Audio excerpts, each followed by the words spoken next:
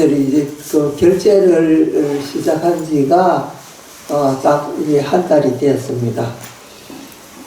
지금 이제 각 사찰에서 스님네들이 이제 안거 정진 열심히들 하고 있을 것 같습니다. 우리 관음사에서도 100일간 쭉 이제 정진하고 있습니다. 수요일마다 스님들을 청하고 사회 여러 명사들을 초청해서 쭉 이제 리레이 그 법문을 하고 있습니다. 상당히 이례적인 그런 이제 법회라 이렇게 말씀드릴 수 있습니다. 절이 크더라도 이렇게 릴레이 법문하는 게 이게 큰 원력이 아니면은 이게 하기가 굉장히 어렵습니다. 우리 이제 관음사 해주 스님께서는 정말로 딴 사찰에서 이렇게 하기 힘든 그런 일을 하고 계시는 그런 분이라서 더욱 이제 존경의 생각이 더욱더 드는 것 같습니다. 예를 들면 통도사에서도 화엄살림을 겨울에 하지만은 그것은 딱 한 달만 하거든요. 그래서 우리 관음사처럼 이렇게 100일을 이렇게 한다는 것은 정말로 이렇게 대원력 신심이 아니면은 하기가 어려운 것이 아닐까 그런 생각이 듭니다. 따라서 우리 여기 오시는 불자님들도 우리 해주 스님의 이제 그런 마음을 잘 이렇게 이해하시고 같이 정진하는 마음으로 동참을 했으면 이제 그런 생각이 듭니다. 지금 이제 우리가 뉴스를 보면은 뉴스가 보기가 겁이 날 정도로 여러 가지 일들이 일어나고 있습니다. 마전에 우리가 겪었던 이태원 참사라든지 이런 것도 정말로 우리 국민들한테 불행을 안겨준 그런 사건이 아닐 수가 없고, 또 이제 여러 가지 국내외 이제 우크라이나 전쟁이라든지 또 우리 국내의 정치적인 문제라든지 정말로 이렇게 여러 가지 이런 일들이 일어나고 있습니다. 옛날에 그렇게 잘 살던 영국도 지금은 물가가 극도로 올라가지고 굶고 있는 사람조차 있을 정도로 열악하다 이런 이야기를 제가 들었습니다. 특히 병원에는 치료를 할 수 없을 정도로 아주 열악하다 이런 소식을 들었습니다. 그에 반해서 우리가 똑같은 코로나 팬데믹으로 고통을 받고 있지만은 한국은 그래도 낫다라는 그런 생각이 듭니다. 한때 세계를 호령하던 거대한 제국을 다스렸던 이제 나라에서 지금 그런 상황이 벌어지고 있으니까 이거는 참으로 재앙이 아닐 수가 없다 이제 그런 생각이 듭니다. 그런데 이 국내외적으로 또는 이렇게 이제 전 세계적으로 일어나고 있는 불행들이 가만히 생각해 보면은 모두 다 어디서 일어나느냐? 그거는 개개인의 한 사람 한 사람의 정신에서 일어나고 있는 것이 뭉쳐져 가지고 세계적인 재앙으로 이렇게 나타나는 것이다. 이렇게 볼 수 있습니다. 그러니까 생각해 보면은 내 한 사람이 얼마나 중요한가 이제 이런 생각이 들죠. 그러니까 인간이라고 하는 게 결국 생각해 보면은 자기 하나의 이 일을 해결을 잘 못해 가지고 여러 가지 일들이 파생이 되는 거거든. 그러니까 우리 서가모니 부처님께서는 자기 하나를 제대로 이해하는 것이 전 인류를 이해하고 전 우주를 이해하는 것이다. 이제 이렇게 이제 생각을 하신 거죠. 그래서 어느 무엇보다도 시급한 게 자기 자신을 이해하는 것이 가장 중요하고, 부처님께서 6년 고행을 하신 이유도 내 자신 하나를 제대로 이해하자, 이런 거에서 시작된 것입니다. 그런데 우리가 부처님 가신 지가 5,600년 되지만 그 이전에도 수많은 철학자들이든지 이런 과학자들이 이 인간의 비밀을 밝혀내려고 갖가지 노력을 했는데, 결국은 그 본질적인 이걸 밝혀낸 분은 서가모니 부처님 한 분밖에 없습니다. 그래서 왜 부처님의 가르침이 지금 이 시기에 꼭 필요한가? 그거는 이 모든 재앙의 본질이 우리 인간한테 있고, 그 인간은 자기 자신을 이해 못하면은 풀 수 없기 때문에 지금 불교가 꼭 필요한 것이다, 이렇게 이야기를 이렇게 하고 있는 것입니다. 그러면은 대체 불교 정신에서 나라는 존재는 대체 어떻게 해석이 되는가? 제가 이 이야기는 법상에 올라올 때마다 늘 하는 이야기입니다. 그래서 우리 관음사에 다니시는 불자님들은 제가 이 인간을 이해하는 부분에 대해서 늘 제가 말씀을 드려왔고, 또 이제 다른 이야기를 하더라도 그 이야기가 늘 빠질 수가 없이 이야기가 되는 거죠. 왜냐하면은 인간을 이해하는 것이 바로 불교를 이해하는 본질이기 때문에 그렇거든요.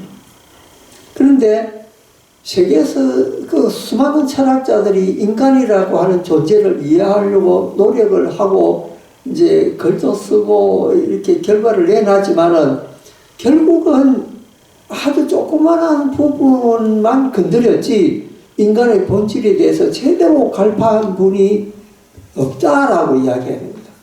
그리고 세계에서 수많은 종교들이 인간에 대한 그 근본적인 해결을 하려고 온갖 그 이론을 내놨지만은 결국은 그렇게 하지 못했습니다.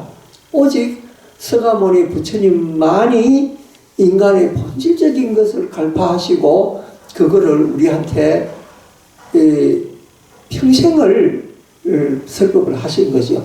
그래서 팔만대장경에 나오는 그 수많은 내용들이 알고 보면은 인간의 본질을 이해하는 데 도움되라고 말씀하신 건데, 그게 온갖 방법으로 다 말씀을 하신 거거든. 그래서 불교의 대장경이 왜 그렇게 많으냐? 그건 바로 본질을 설명하려 하다 보니까 이 이야기도 하고 저 이야기도 하고 이런 비유도 들고 저런 비유도 들고 이래서 각가지 방편으로 말씀을 하신 것이 바로 이제 팔만대장경이죠. 그런데 그거를 한마디로 이야기를 하자면 뭐냐? 인간의 본질을 이해하는 것이다, 이거잖아. 여러분도 여러분 몸뚱이를 이끌고 60년, 70년 인생을 살아오고 있지만은 내 자신을 제대로 이해했다, 이렇게 하는 분이 누가 있겠습니까? 그 하루에도 여러 수십 번씩 변하는 것이 내 마음이고, 내 몸뚱이도 내 마음대로 이렇게 조정을 못하는 것이 나거든요.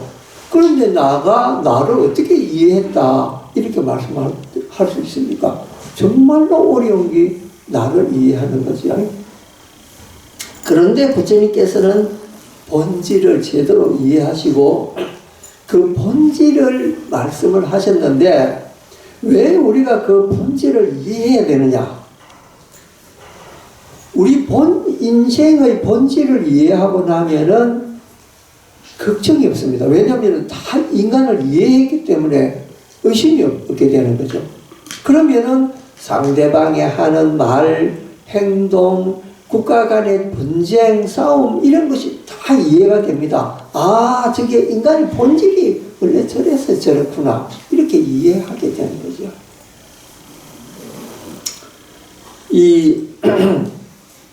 프랑스가 봉건제 사회에서 우리나라도 이제 왕이 있었으니까 우리도 이제 봉건제 사회였고 그때는 전 세계가 다 봉건제였습니다. 정말서 왕이 영구적으로 자기 죽을 때까지 통치를 하고 또 자기가 죽고 나면은 자기가 낳은 아들이 또 이어받아서 통치를 하는 그것을 우리는 봉건제도라고 부릅니다. 그러니까 전 세계가 봉건제도였을 때 프랑스 혁명이 일어난 거예요. 이제 프랑스 혁명이라는 게 왜 일어나느냐? 이제 아주 아득한 과거부터 근세까지 이 세상 사람들을 지배하고 있었던 게 뭐냐?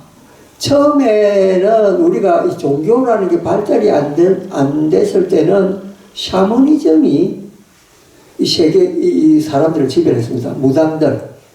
무당들이 뭔가 특별한 능력을 받은 사람이라서 사람들한테 예언도 하고 또 병도 치료해주고 이러니까 그것을 아주 중요한 그 인간의 지도자들로 생각을 한 거예요. 그러니까 옛날에는 무당이 왕이었을 때도 있었습니다. 왜냐하면은 우리가 보통 사람이 할 수 있는 그 신비한 일을 하기 때문에 왕으로 원래 무당을 이제 추대를 했던 거죠. 그런데 나중에 이제 권력이 좀 더 세진 왕이 나오면서 무당은 이제 좀 물러나게 되고 왕은 봉건의 그 힘을 가지고 세상 사람들을 지배하게 됐습니다. 그런데 이때 또 어떤 것이 힘을 발휘하느냐 하면은 종교가 힘을 발휘합니다. 우리 동양에서는 종교가 그렇게 이제 중요하긴 하지만은 왕보다 더 뛰어날 수는 없었는데 서양의 역사에서 보면은 종교가 왕의 이 머리 위에 있었습니다. 그래서 왕으로 인정받는데도 종교 지도자가 인정 안 하면은 그 왕이 왕 노릇을 할 수가 없습니다. 그러니까 서양 역사에서는 이 가톨릭의 교황이 왕 위에 있어가 영국 왕이나 프랑스 왕이나 이태리 왕이나 왕 노릇을 하려면은 교황한테 가가지고 승인을 받아야 왕 노릇을 할 수 있었습니다. 근데 우리나라도 교황은 아니지만은 우리도 왕 노릇을 하려면은 중국에 가가지고 중국 황제한테 승인을 받아야 돼요. 내가 조선왕이 됐으니까 왕 노릇 하도록 허락해 주십시오. 이런 승인을 받아야, 이제 중국 황제가, 그래, 나는 너를 왕으로 인정하노라. 이러면 그때부터 이제 제대로 왕 노릇을 하게 됐거든.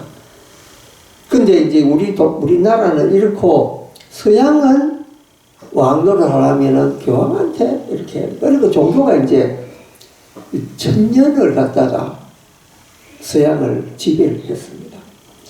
그러니까 모든 것이 종교에 맞춰져가 있어요. 종교 이외에는 아무런 가치가 없는 거예요. 그러니까 미술이나 문학이나 이런 예술 분야를 시작해서 모든 것이 종교적인 것이 아니면 힘을 쓸 수가 없는 거예요. 그래가지고 옛날에 그 종교가 득세하기 이전에 있었던 그리스 철학조차도 이제 그 종교 시대가 넘어오면 그 철학도 힘을 못 썼습니다. 그 철학이 논의가 되는 것이 아니고 교부 철학이라고 해서 그 기독교 정신을 바탕으로 한 철학, 그러니까 기독교 철학만이 철학으로 인정을 받고 다른 것을 인정을 못 받았다.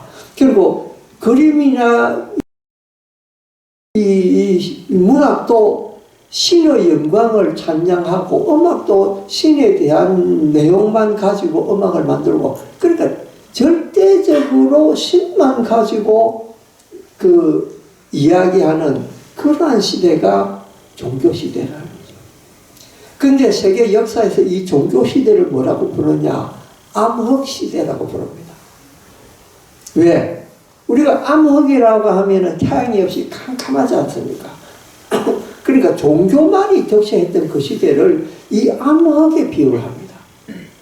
그러니까 종교만이 세상에 존재하는 유일한 가치고 다른 것들은 다 가치가 없다. 그러니까 인간은 캄캄해질 수밖에 없는 거예요. 그런데 그때 사람들이 반기를 들기 시작했습니다. 왜 세상에 신의 사상만 존재하느냐?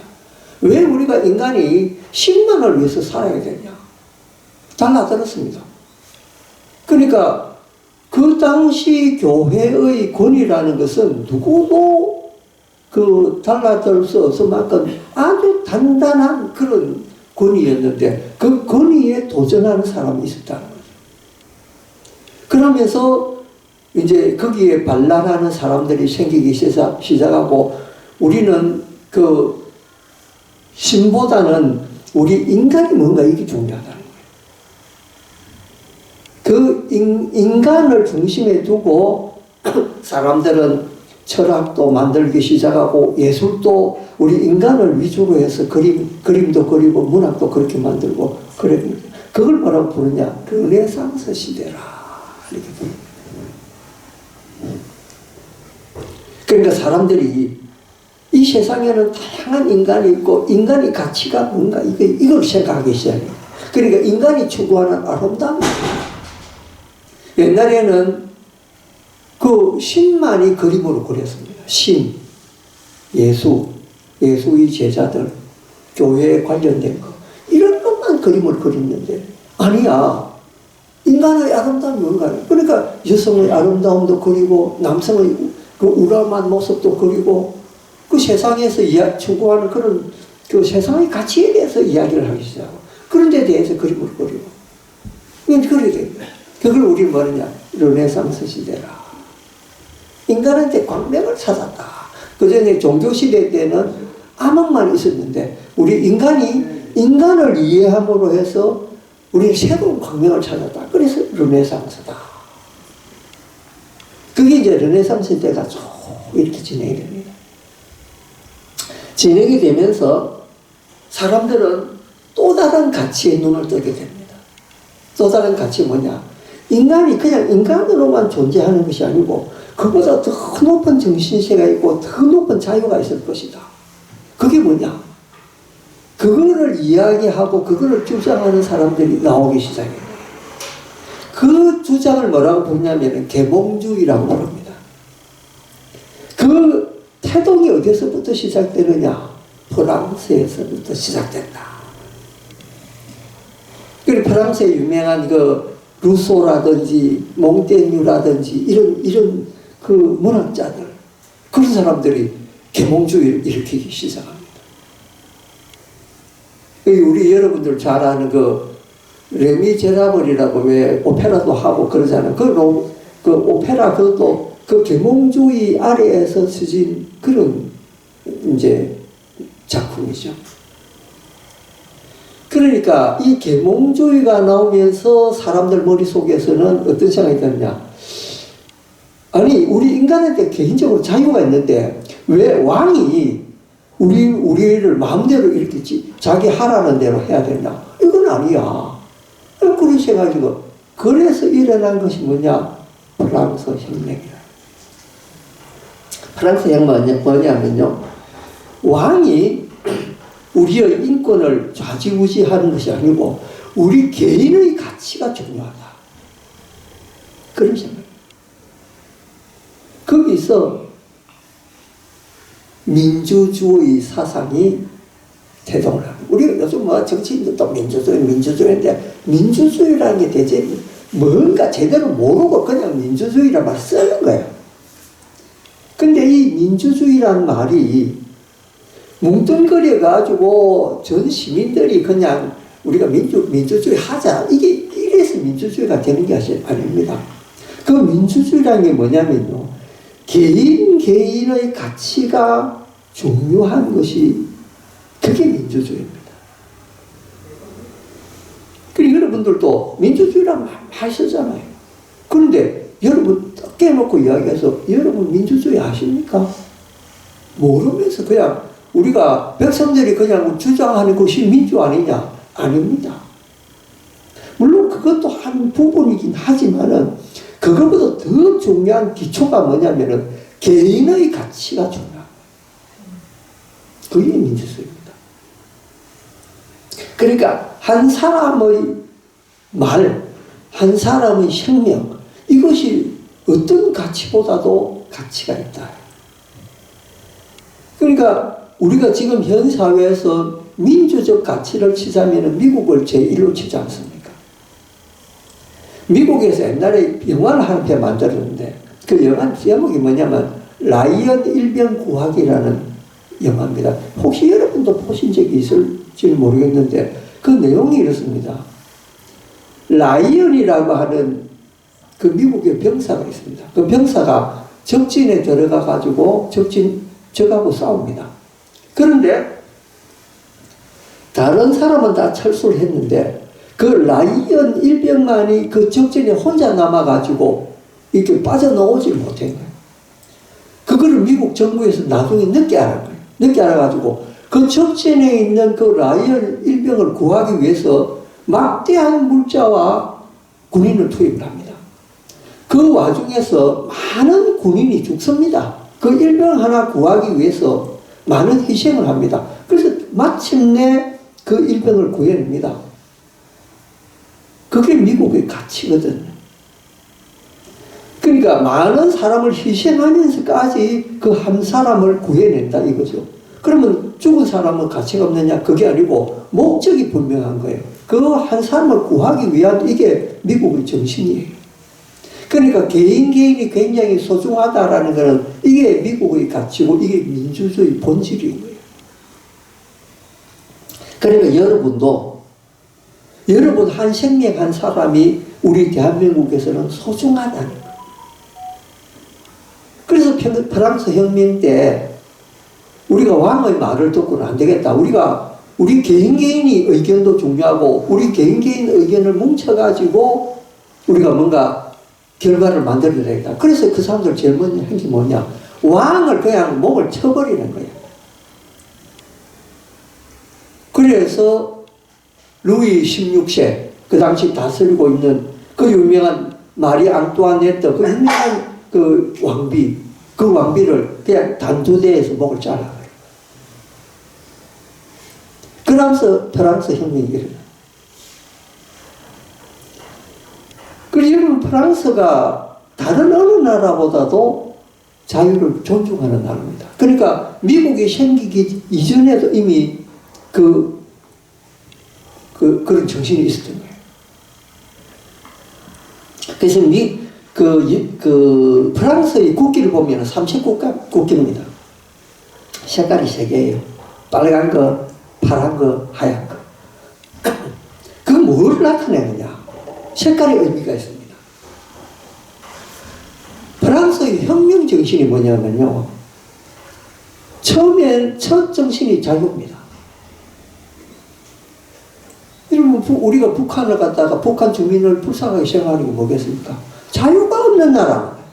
말할 자유도 없고, 볼 자유도 없고, 해외 여행 갈 자유도 없고, 이동의 자유도 없고, 그러니까 자유가 없는 나라예요. 그러니까 사람 한 사람으로 자유가 얼마나 중요하냐. 두 번째가 뭐냐? 평등. 자유, 평등. 인간은 다 가치가 똑같다는 거예요. 가난한 집에 태어났거나 부잣집에 태어났거나 높은 관직에 있거나 아니면은 길거리에서 그냥 청소하는 분이나 그 인간의 가치는 똑같다는 거예요. 그게 평등한 거예요. 세 번째가 뭐냐? 박애입니다. 박애. 널리 사랑을 이렇게 나누는 것. 가난한 사람은 가난한 대로 도움을 줘야 되고 아픈 사람은 아픈 사람대로 도움을 줘야 되고 노약자는 노약자대로 도움을 줘야 됩니다. 그걸 우리가 사랑을 베푸는 방법이에요. 자유, 평등, 박애. 이 세 가지가 민주주의 기본입니다. 근데 그 세 가지가 어디서부터 출발하냐? 내 개인 한 사람으로부터 출발을 한다 이 말이에요. 그러니까 내가 내 자신을 이해하는 것은 모든 민주주의의 기본이 된다. 그럼 내가 내 자신을 제일 잘 설명한 분이 누구냐? 부처님이시다. 부처님이시야말로 이 민주주의 근본을 이해하시고 말씀하신 분이다. 그러니까 불교가 왜 위대하느냐? 바로 우리가 지금 이야기하는 이 이야기의 근본을 말씀하신 분이기 때문에, 이 본질을 설파하신 분이기 때문에 세상의 어느 스님보다도 위대하다. 그래 부처님을 뭐라고 부릅니까? 성중성, 성인 중에 성인이다. 이렇게 이야기해요. 그러니까 그냥 우리가 부처님은 그냥 종교 지도자다, 이게 아닙니다. 물론 종교적인 분위기 하기는 하겠지만 우리 인간의 가치를 제대로 설명하는 분이 부처님 말고는 없었다는 거예요. 그래서 부처님이 위대하고 그 부처님의 발 아래에 우리가 귀합니다, 이렇게 이야기해요. 너무나 위대한 이야기죠.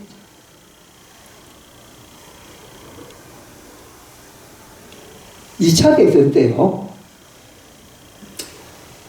히틀러가 영국을 부수려고 비행기를 띄워가지고 영국 런던 상공에 그야말로 새카맣게 비행기가 떠가지고 폭격을, 비 내리듯이 폭탄을 퍼부었어요.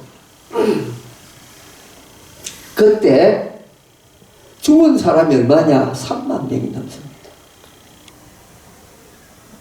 그런데 신문에서 이 3만 명이 죽었다고 이야기는 했지만은 그렇게 난리를 친 건 아니었습니다. 전쟁 중이니까 3만 명은 뭐 죽는다, 뭐 그 정도는 다 죽을 수 있죠. 그러면서 공습 경보가 일어나면은 이 국민들이 어디로 대피를 했냐면 지하철로 대피를 했어요. 근데 우리는 지하철 만들어진 지가 뭐 한 3, 40년밖에 안 됐잖아요. 근데 영국에서는 200년 전에 지하철 만들었어요. 그러니까 영국의 지하철 역사는 아주 오래됩니다. 그런데 그 지하철이 어떻게 쓰였느냐면 방공호로 쓰였습니다. 전쟁이 일어날 때는. 그러니까 공습 경보가 일어나면은 지상에 있는 건물이 있으면은 죽으니까 전부 이 지하철로 대피를 해요. 근데 그 대피하는 과정 중에서 꼬마 하나가 넘어졌는데 이제 사람들이 대피하느라고 내려오다가 그 꼬마가 있는데도 그 꼬마를 그냥 밟고 사람들이 대피해요. 그 꼬마가 사람들이 밟혀서 죽어.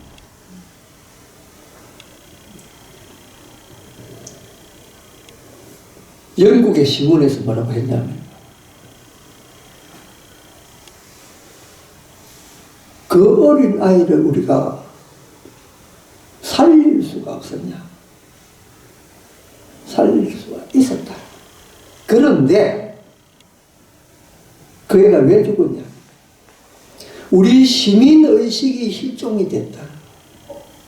자기 살라고 그 어린 아이를 밟고 지나가는 그런 있는 수심의 마음들이 우리 영국 사람이 가지고 있다는 것, 이건 너무나 부끄러운 일이다. 우리는 인류애를 버린 사람들이다. 우리 영국인들이 어떻게 해서 마음이 이렇게까지 바닥으로 왔느냐. 이건 너무나 부끄러운 일이다. 사람이 3만 명이 죽어도 별로 이렇게 언급을 안 하던 그 신문이 그 어린 아이 하나의 생명을 가지고 이것은 지구 종말이 온 것처럼 아주 대서특별하고 난리를 했습니다. 우리 영국 시민의 의식이 실종이 됐다. 영국의 정신이 사라졌다.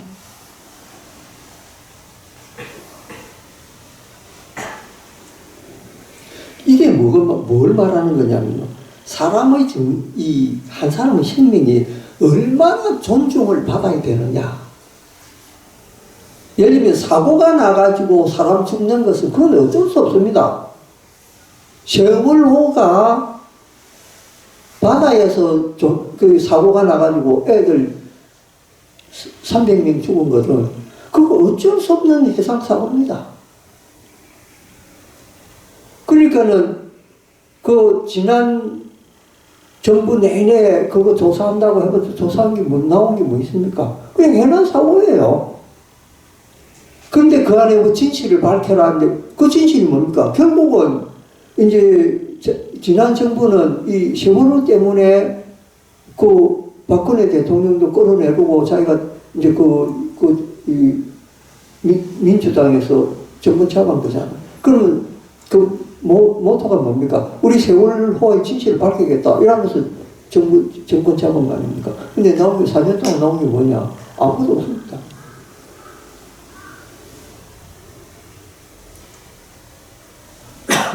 그리고 이번에 이태원 사건도 애들 많이 죽었잖아요. 근데 그것도 진실을 밝혔는데, 그럼 그냥 사고죠.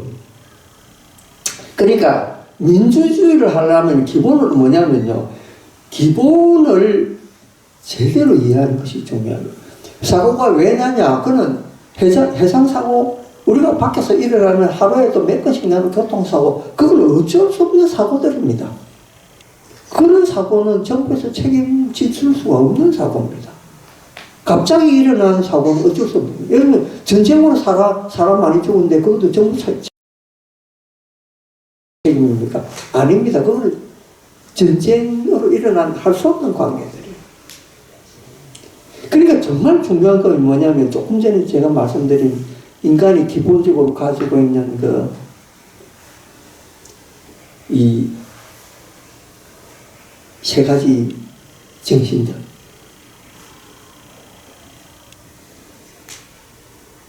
평화, 평등, 그러니까 자유, 평등, 박애, 이 세 가지. 그 세 가지가 우리 인간한테 적용이 될 때, 그거야말로 진짜 인간의 해방이고, 그것이야말로 진짜 민주주의다. 그러니까 한 사람의 가치가 왜 중요하냐. 언론이 제대로 진실을 이야기하는 것이 얼마나 중요하냐. 이런 거 있습니다. 우리가 광주에 일어난 일들을 기억하고 있습니다. 그런데 지금 어느 뉴스나 어느 언론에서도 광주 이야기를 하지 않습니다. 그거 왜 그렇습니까? 광주 이야기를 하면은 감옥에 가둔다는 법을 만들어 놨습니다. 그러니까 누군가 광주에 대해서 이야기하면 그 사람 감옥 갑니다. 그건 뭐냐? 말할 수 있는 자유를 박탈해버린 거예요. 그러니까 조금 전에 제가 민주주의가 되려면 기본은 뭘 가지고 있어야 된다 했습니까? 자유가 보장돼야 되는데 말할 수 있는 자유를 없애버린 거예요. 그러니까 한국이 진정한 민주주의 국가냐? 아니라. 언론의 자유라는 게 뭐냐면 말할 수 있는 자유거든요. 그러니까 말할 수 없는 국민은 억압받는 국민이야. 그러니까 우리가 정말로 민주주의 국가에 살고 있느냐? 그렇지 않다라는 거. 그래서 요즘 젊은 애들이 제대로 된 뉴스를 보려면 어떻게 봅니까? BBC나 CNN이나 외국 방송 봅니다. 왜? 그런 나라는 언론을 통제하지 않습니다. 그러니까 우리가 다른 나라에 비해서 민주주의가 늦다라는 것이 바로 이런 것 때문에 그렇다. 이걸 여러분 잘 아셔야 돼요. 그러니까 한 사람이 내가 개인적으로 이야기할 수 있는 거는 이야기가 할 수 있어야 그게 진정한 자유고 진정한 평등이라. 그러니까 여러분들이 나를 해방하기 위해서, 그러니까 부처님께서는 인간을 해방하기 위해서 그 6년 고행을 하셨고, 그거 해방하는 방법을 평생을 말씀을 하셨는데, 대체로 뭘 우리가 해야 되겠냐. 굉장히 중요합니다. 우리가 왜 북한을 갖다가 불쌍히 여깁니까? 언론의 자유가 없고 행동의 자유가 없는 게 그게 북한이거든요. 평등합니까? 아닙니다. 날 때부터 계급이 정해져 가지고 니는 이 일하고 니는 저 일해라 딱 정해져 있습니다. 북한은요, 이 카스트가 있는 나라입니다. 카스트가 인도만 있는 게 아닙니다. 북한도 있습니다. 출신 성분에 따라서 하는 일이 정해지게 있는 게 그게 북한입니다. 평등합니까? 그런데 한국은 그런 점에서 평등합니다. 왜? 태어나면서부터 어떤 일을 하든지 자기가 그 일을 할 수 있는 권리가 있습니다. 그러니까 능력 있는 사람은 흙수저 물고 태어나도 지 능력 따라서 부자가 될 수 있는 게 그게 보상이 되는 나라가 한국입니다. 기본 교육은 다 받습니다. 그러니까 네가 재주만 있으면은 성공할 수 있다. 그게 보상이 된 나라가 한국입니다. 그게 자유입니다. 그런데 한국이 자유롭지 않다는 건 뭐냐? 법 앞에 평등한 게 자유거든요. 근데 한국은 법 앞에 평등하지 않습니다. 돈 있으면은 풀려나고 돈 없으면 안 감옥 가야 됩니다. 평등하지 않죠. 근데 미국은 또 그런 법이 있습니다. 돈을 엄청나게 많이 내면은 또 보석을 풀려나는 법이 또 미국은 있습니다. 그래, 가난한 사람하고는 좀 차이, 가난한 사람 감옥 살아라는 거죠. 이것도 완벽하게 평등한 건 아니거든. 그러니까 법 앞에 평등하다는 거는 이것도 거짓말이죠. 그러니까 진정한 우리가 민주주의를 하려면 정말로 멀고 멀다는 게 어렵습니다.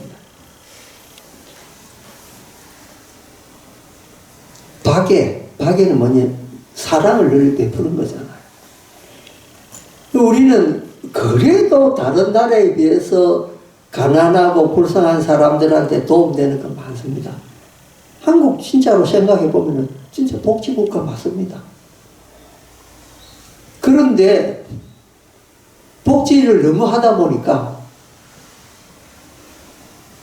움직일 수 있는 사람한테까지 돈을 줍니다. 이게 뭐냐? 나라 망하게 하는 이 근본이 됩니다. 젊은 청년들 실업수당 받는다고 한 3개월 일하고 6개월 실업수당 받고 또 실업수당 기간 끝나면 또 한 3개월 아르바이트 하다가 또 이제 그거 아르바이트 잘렸다 이라고 또 6개월 받고 이렇습니다. 그리고 젊은 애들 정신이 다 썩어가 있어요. 그렇잖아요. 그러니까 이 박애도 이거 제대로 써야 이게 제대로 된 박애가 되거든. 그러니까 우리가 진짜로 민주주의 하려면 어찌해야 되느냐? 부처님 가르치신 대로 살아야 된다. 부처님 경전 안에 그렇게 살 수 있는 방법들을 다 써놔. 그러니까 여러분들이 불교 믿는 것이 이게 그냥 믿는 게 아닙니다. 그 위대한 가르침. 그거를 우리가 이해함으로 해서 우리가 정말로 인간답게 살면 인간답게 살자는 게 민주주의잖아요. 그걸 제대로 살 수 있는 방법 뭐냐? 부처님 가르쳐 배우는 거다. 오늘은 우리가 여러 가지 우리 인간답게 사는 이 나라를 만드는 그런 민주주의와 과연 부처님 가르치는 어떤 관계가 있는가? 이런 데 대해서 한번 생각해 보았습니다. 감사합니다.